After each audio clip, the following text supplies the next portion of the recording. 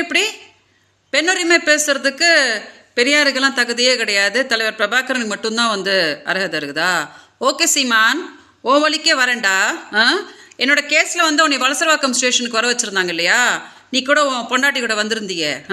வெளியில் ப்ரெஸ் கேட்கும் போது கொள்ளையில் எத்தனை பெண்கள் இருக்கும்போது பழகிறதுக்கு இவ தான் கிடச்சாலாம் அப்படின்னு என் பொண்டாட்டி கேட்டா அப்படின்னு ஒரு மானங்கெட்ட நாய் மாதிரி கெக்க அப்படின்னியே. இந்த மாதிரி ஒரு பெண்ணோட வாழ்க்கையை சீரழிச்சுட்டு இந்த மாதிரி ஒரு கேடுகெட்ட பதிலை சொல்லு அப்படின்னு தலைவர் பிரபாகரன் உனக்கு சொன்னாங்களாடா? நீயே ஒரு சொறி நாயி, உன்னைய என்னை தொட விட்டது நான் பண்ண பெரிய தப்பு. இதில் உன் பொண்டாட்டி பெரிய ஐஸ்வர்ய ராய் அவள் கேட்டாலாம், அதை நீ சொல்லி என்னை மானத்தை வாங்கினியே. இப்படி தான் பண்ண சொல்லி தலைவர் பிரபாகரன் சொன்னாங்களா? அப்புறம் என்ன சொன்ன இன்னைக்கு பெரியார்? என்ன சொன்ன?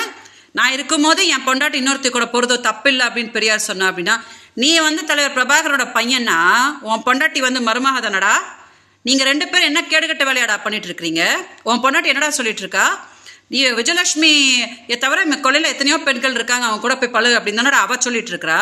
நீங்கள் ரெண்டு பேரும் இந்த மாதிரி ஒரு கேடுகட்ட நாயங்களா இருக்கும் போது எதுக்குடா பெரியாரை சொல்லிட்டு இருக்க?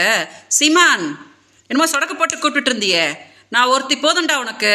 நீ உண்மையான ஆம்பளையா இருந்தா தலைவர் பிரபாகர் மேலே சத்தியம் பண்ணி சொல்கிறா, நான் விஜயலட்சுமி வாழ்க்கையை சீரழிக்கவே இல்லை, நான் அவளோட புருஷன் கிடையாது, மாதம் 50,000 ரூபாய் கொடுக்குறா அப்படின்னு சொல்லி நான் அவளை துன்பப்படுத்தலை அப்படின்னு சத்தியம் பண்ணுறா. பார்க்கலாம். எதுக்கடா தமிழ்நாடு மக்களோட அப்படி ஏமாத்துற?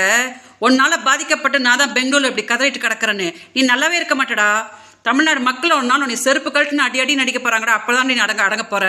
தயவு செஞ்சு மீடியா அதை டெலிகாஸ்ட் பண்ணுங்க. நீ ஏன் முதல்ல ஒழுங்கு கிடையாது, அதை மறைச்சிட்டு நீ பெரியாரு அவங்க இவங்கன்னு பேசுற இல்லையா? அதுக்கு செருப்பால் அடிதான் நீ வாங்க போற சீமான். கண்டிப்பா இது நடக்க போகுது.